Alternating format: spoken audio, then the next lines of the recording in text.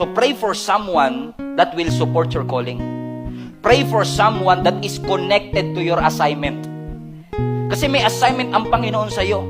At kung yung assignment ng Lord sa'yo malawak, kailangan panalangin mo sa Lord, Lord, ibigay mo sa akin yung tao na connected sa assignment ko na hindi ako pipigilan. Kasi madalas tayo, pag nagpe-pray tayo ng God's best natin, ang hinihingi lang natin, Lord, ito potential to, baka pwede, palagay lang po sa listahan. Kailangan purposeful ka.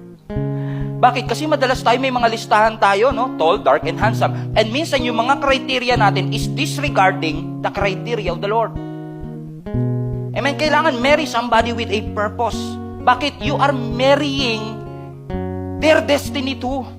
Ang pinapakasalan mo, hindi lang tao, pati destiny niya pinapakasalan mo.